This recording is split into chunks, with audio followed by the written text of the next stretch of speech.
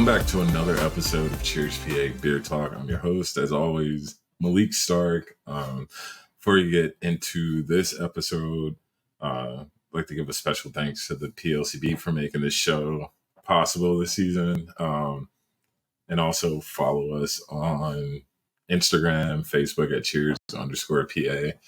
And got a very special guest today, one of my friends and a home brewer, Parker Tribble. Hey, thanks for having me on. What's up, buddy? Not much, just getting through the week. So yeah, we I'm talking about you and beer and home brewing. Like everyone says, anytime I talk to people and they talk about like how they got into brewing itself, it always starts with home brewing. So what got you into home brewing?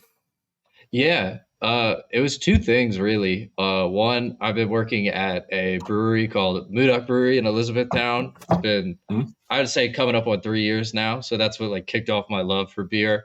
And then secondly, I had a really good friend of mine who bought me a beer brewing kit, like all-in-one get started kit, for my birthday a few years ago. And so shout out Becca. And that's just what really got me going. It sat around in my basement for a while. And then one day I was like, you know what? I'm going to do it. I stayed up like all night because I didn't realize how long it would take me. And that's how I got my first beer done. I wrapped it up at like 2 a.m. with a mess everywhere, but it was fun. Hey, the schedule I was following said the cook would only take like an hour. And then I realized how long it would take to cool down the wort and then like get it transferred into a sanitized like fermenter and everything. So yeah, it was a journey. Mm-hmm. Did you have anything to go off of as far as like whenever you decided that you were going to brew that first batch, like ever? Did you know anything about it, or were you like, oh no, it should only take an hour, and then you had to learn it on the fly? I like in reality, I bought like a kit. I like the Brewer's Best, I think is what I bought, and it came with like an instruction sheet, and that is about everything I had to go off of, except for one of my friends who made mead for a little while, who like gave me some sanitizer and an extra bucket. So I just kind of learned everything on the fly. I imagine, was it like a stovetop one, or did you realize like a stovetop, like you did it like on like or like what is that, like a burner like outside? Like I actually thinking about like the first time I did. Yeah, I bought something I could just hook right up to like a propane tank, and I got like a big 8.5 gallon cook pot that has like a thermometer in it and like a spout at the bottom, and so I hooked it up outside, and that's how I did all of it. I was fighting the bugs because it was late at night, so every time I had the lights on, obviously the bugs love all the sugar too, so they were all over me. So. Did you think that was going to be the first and last time you make beer at that point? Or were you like, all right, maybe I can plan this better? I was hooked after that. I mean, oh, really? It was a little bit of money getting into it, buying some of the equipment, but having 5 gallons of beer after that and then getting it to share with everyone, like I was kind of hooked after that. What was that? What was the first beer that you had made? That was the Scottish Ale. I gave you some of that one. Oh, that was the first one I ever did. Like that same recipe, or was it that beer was the first one? It was that beer. That was the first one I ever did. Oh, wow. Yeah. And I remember. Good. Yeah. Like, yeah. I remember after I made it, I did the I did the carbonation where I just like mixed sugar and water and then added that to the wort and then bottled it by hand. And after a couple of weeks, I got one cold. I cracked it open, and I just realized I'd never had a Scottish ale before. I didn't know what it was supposed to taste like. So then I started giving it away to see if it was good or not. That's sick. And like you brewed a lot since then, dude. Like, yeah, I have that. I did that double IPA, and then now I have that apple and cinnamon, kind of like a light New England because I didn't fully hop it, and I also have a 1 gallon porter that I'm like kind of fighting because I added Hershey's chocolate to it because I didn't do any research. I was like, chocolate beer, people do it all the time.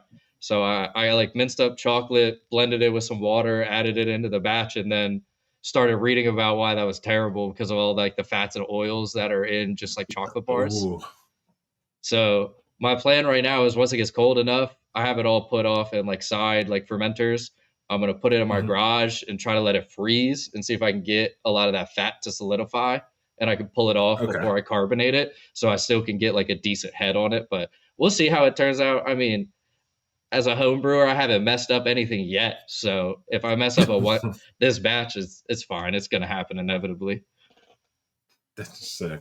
Do you I don't because like working like on like big systems, like you've Mm-hmm. seen like yeah, you brew with me one day.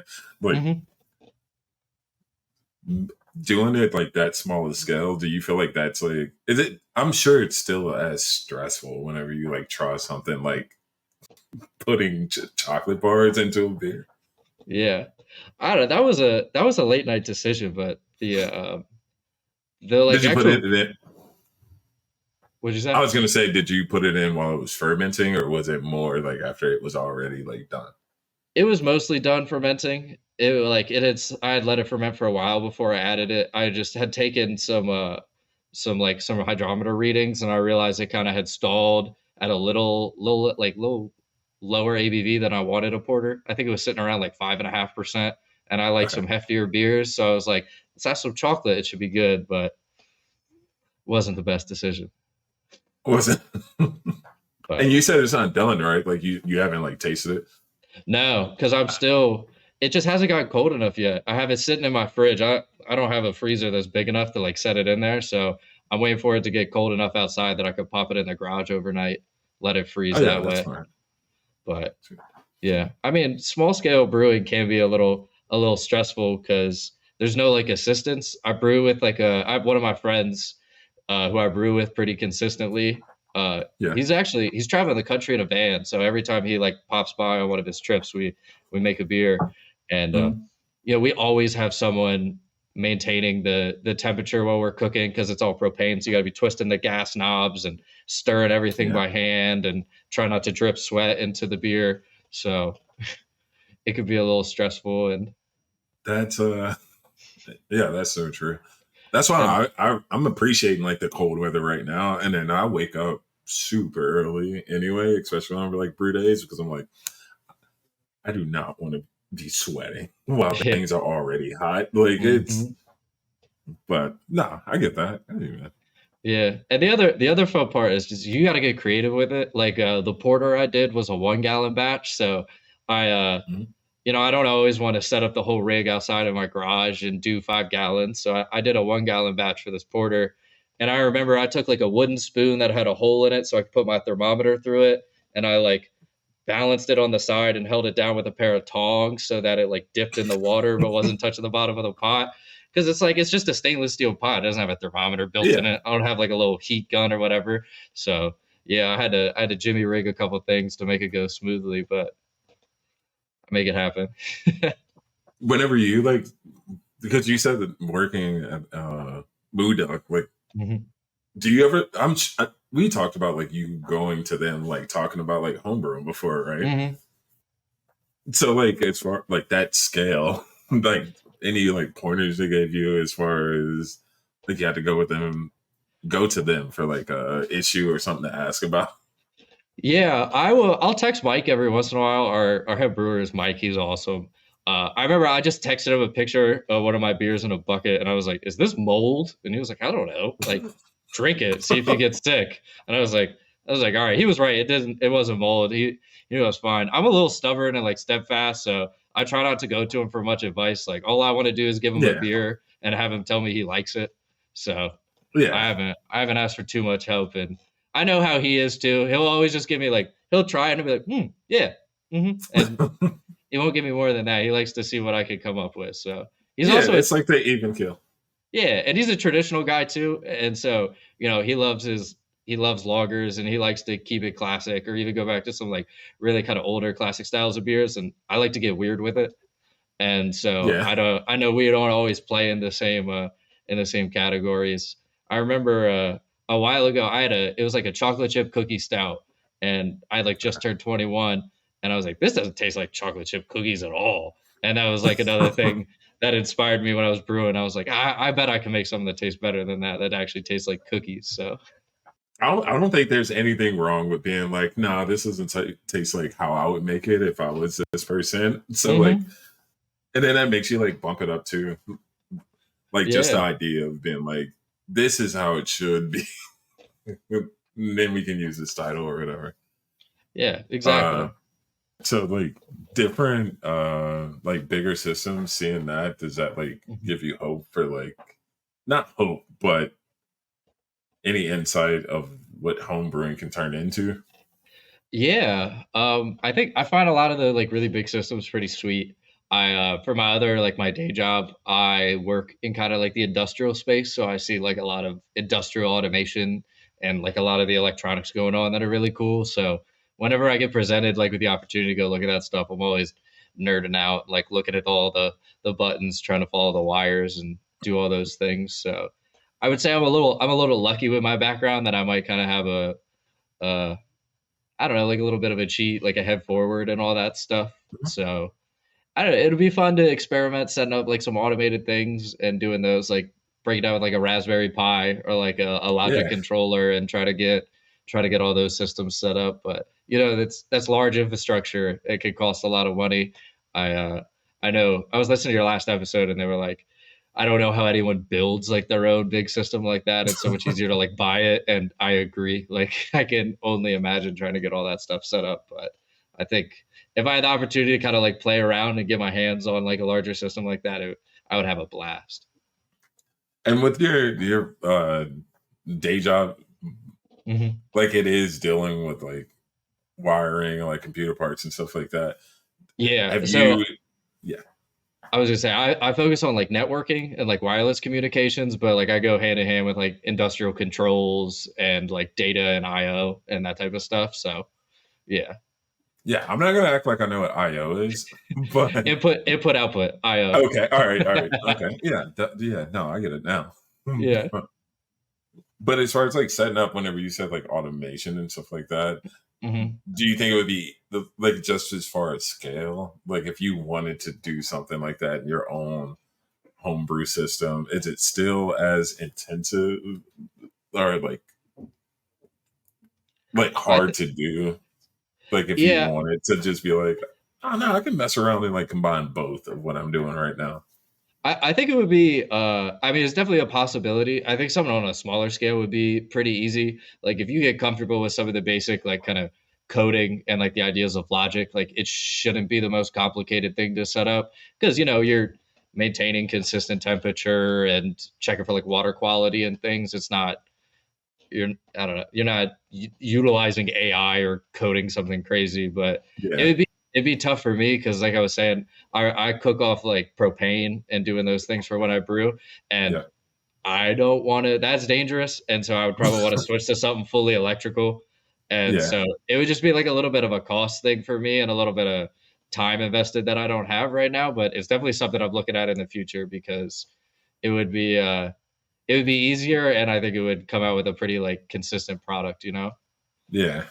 I haven't even really thought about that. Like as far as like just that scale of like home brewing to like Hmm. commercial, like when it like you're going from like using propane, which can change depending on like how full the tank is, how the Hmm. wind's blowing, like all that stuff, to like something that's just completely electric.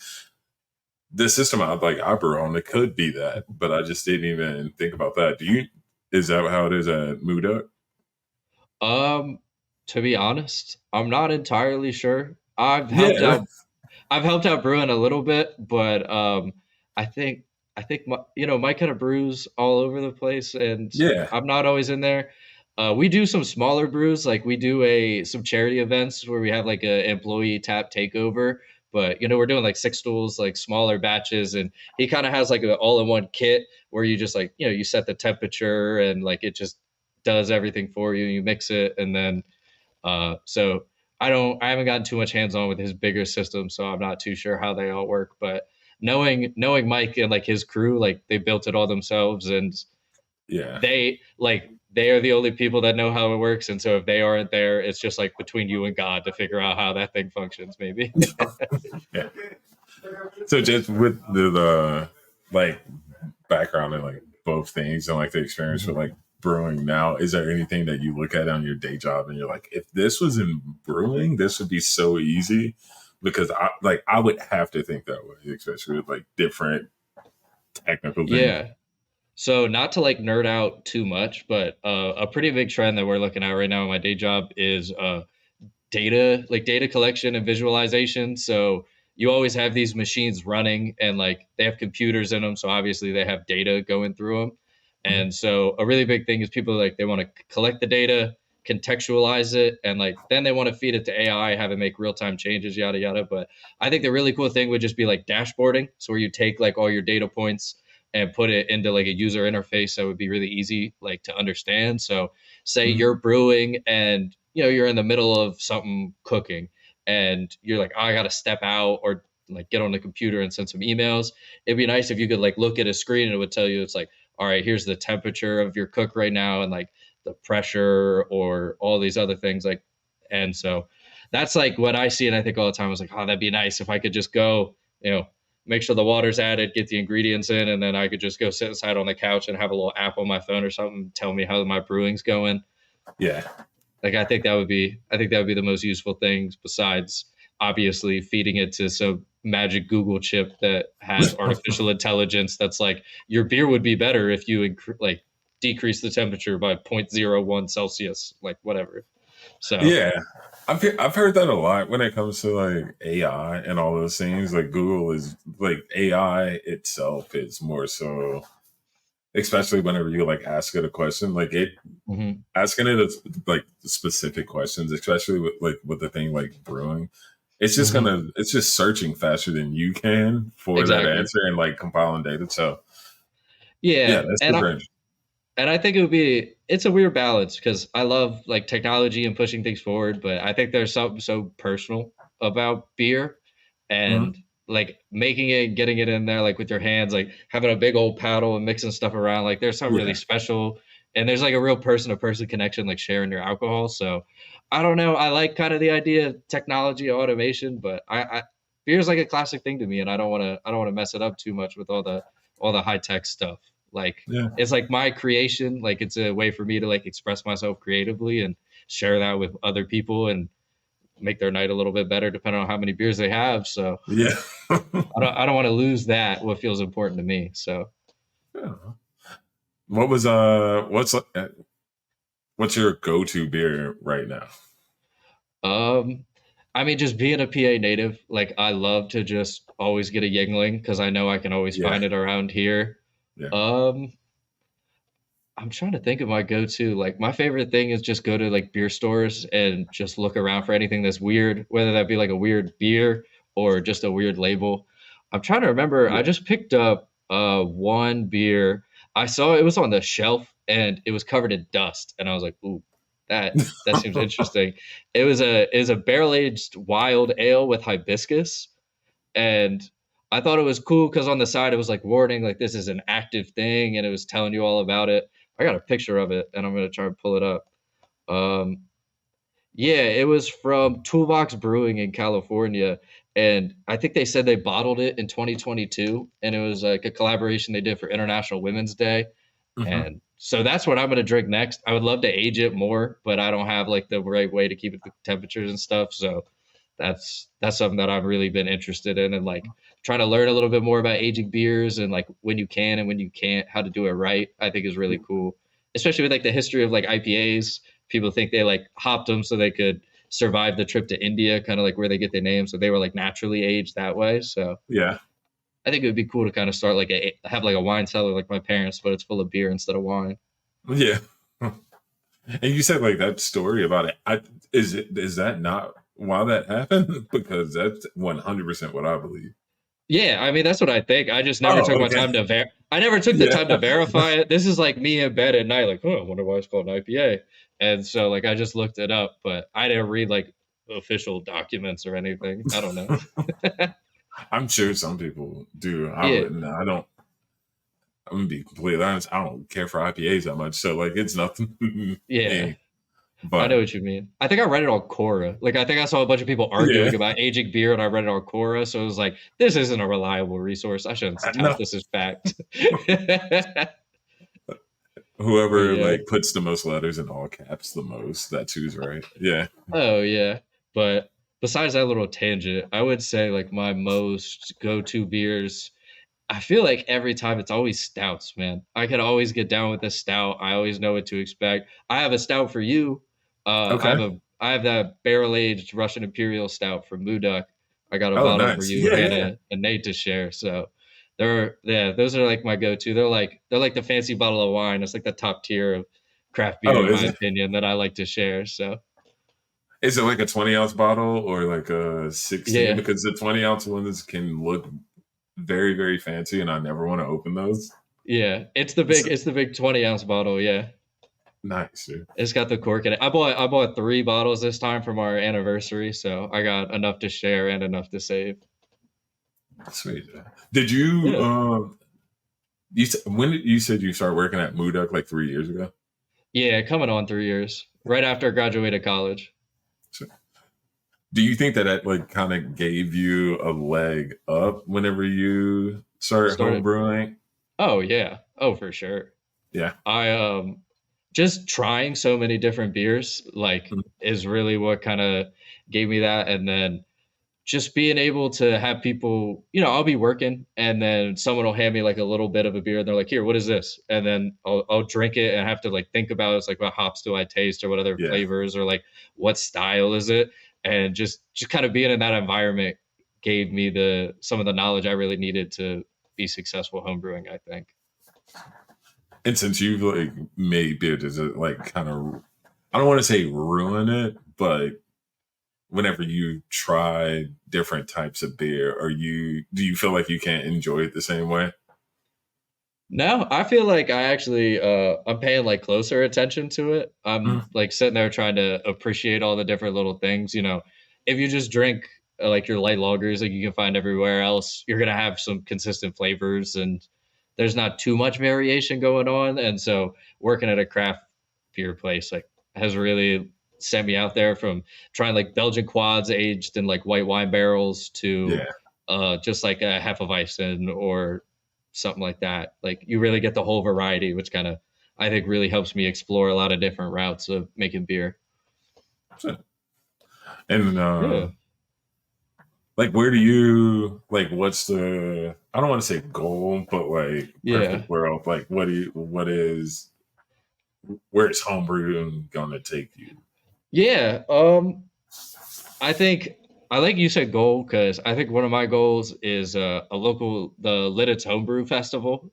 Mhm. They have a homebrew competition that I recently learned about, and so my cocky self was like, "Oh, okay, I'm doing that to win." So that's kind of like my short term goal, but um, I think I'd like to continue brewing and see where it take me. Like I said, it's kind of like a creative thing for me. It's a really fun way to kind of express myself, and so I think it would be fun if I could make it a career, or at least just, if not a career, like a passion project that I could do on the side and release it publicly and you Yeah. know it, put out. I've always had the idea of like releasing like collections of beer that kind of fall under like a title that represents something, and then my other one is for all my non-beer friends. It's like I always say, they're like, oh, I don't like beer. I was like, I take that as a challenge, and so I already know that one of my collections would be like people that don't like beer or something like that. It's like I will Yeah. make stuff that you like, and I took that personally. So here you go.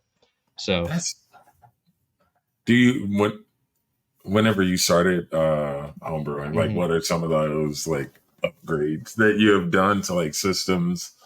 Because I know we had talked about like I know you can completely like, you can get a temperature control Mhm. in like a chest freezer or something like that. Did was Yeah. there anything like that that you've done yet?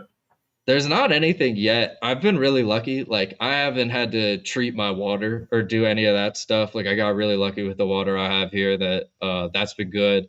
I have been looking for freezers or something to do different temperature ferments, but I really haven't made any upgrades. I've just been kind of going strong with what I have, and it's definitely not the easiest thing in the world. I think the first upgrade I would really like would be like a system to cool the wort better, because right Yeah. now I'm taking the the big 8.5 gallon cook pot to my kind of like industrial sink in the basement, filling it with ice water and just pushing it. Like I have to push it down in there because it floats, obviously. Yeah. And so cooling the wort is just a couple hours of me like pushing that into cold water Oh, until it gets down to temperature.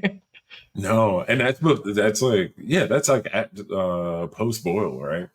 Yeah, that's when it's all Yeah. done. So, and it's a mess too because you have the carbon buildup from the flames on the side of the Yeah. pot, and so everything gets like sooty. So, I think that would be my first upgrade. Whether that's like cold water running through copper pipes or some to actually run the wort through, like a heat diffuser or something like that.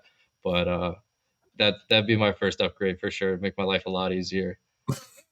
And then Yeah. after that, everyone tells me they're like, keg your beer. And I was like, no, like I like to add sugar and carbonate it naturally, but it's fun. Like you can carbonate with brown sugar, cane sugar, and add some flavor in at the end. But I think they're inevitably right if I want to start putting out a little bit more beer at a time, that kegging is probably the way to go instead of bottling each 56 bottles per 5 gallons by hand. So Yeah. Whenever the first few times I've ever homebrewed, well, I take that back. It was the first time. mhm, Me and my buddies had done like priming sugar, and I don't know if that's cane. I don't know if it's just regular sugar. I don't know if it's mhm. It brown comes in the sugar or bag whatever. that says priming sugar. Yeah, I have no clue what that is. And then Yeah. we all like kind of talked and thought about it, and we were just like, nah, let's just figure out how to put this in like a six or like a corny keg, because like it just Hmm. didn't. But like if using different sugars is like a thing, like if you have that knowledge and are comfortable with it, I Yeah. don't see anything wrong with it. Nah, it's just a little bit more work, and I'm not too experienced with it. I remember I was just Googling, like with that double IPA I did, it was really malty. And so I thought, brown sugar would be an interesting way to do it.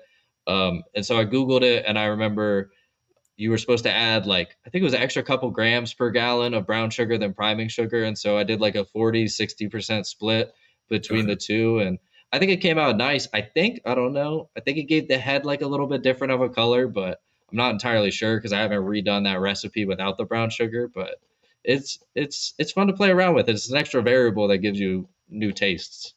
Yeah, that's yeah. No, I didn't even think about that. Like, not even only on like a smaller scale, but like a bigger scale too. Yeah. Is like what affects like head retention or like color. Like, Hmm. is it all just like on like the hot side, or can like the cold side be affected by that also? So like, yeah, that's giving me something to think about too. Yeah, I've been trying to figure that out, and I've been thinking and playing around with the idea in my mind of like carbonating with like fruit purees or any other forms of things that have sugar in it. So I Yeah. know fruit would be kind of interesting. Like you got to add like enzymes to keep it like clear, and you have a bunch of gunk at the bottom and yada yada. But I don't know. I could figure it out. It's not like no one's expecting the world from a home brewer. So if it's a little hazy and a little chunky at times, it's not a bad thing. Yeah, nobody's expecting the world until you make the best home brew batch of beer that somebody's had in a while. So like, yeah. Yeah. And like I think that the beer that you gave me was like great. Like I couldn't. We were like putting them in like 5 ounce cups and just like, I'm like, no, you got to try this. This is the person who made this. Like, no. Yeah. So yeah, man. Yeah, Yeah, this is cool. I'll have to pop by again with a goodie bag for all you guys. I got a good amount of beer to share. I'm just always busy, and I know y'all are too. Yeah.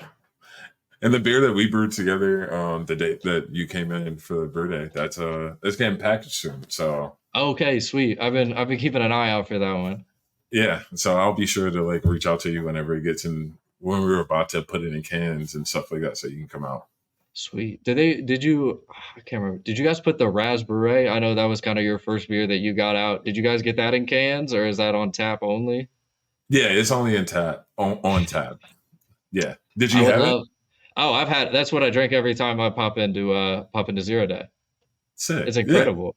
I want a can though. I have a can collection, so I will Oh. tell me who to send a strongly worded letter to, and I will get that out because I need a can for my collection. I'll let the person know All as right, soon all as we get off right. right now. But Yeah, yeah, man, thanks for doing this. Thanks yeah, everybody for listening to all of the episodes this season. This is the last episode of the season, so don't forget to go out and support local PA breweries and brewers. For, Parker will be at his own place or at a place like making beer. So you saw him here first. Yes, sir. You never know. Yeah. Keep your eyes out. Be ready. Well, I'll talk to you soon, man. Cheers. Thanks for doing Yeah. this. Thanks for having me on, man. Have a good day.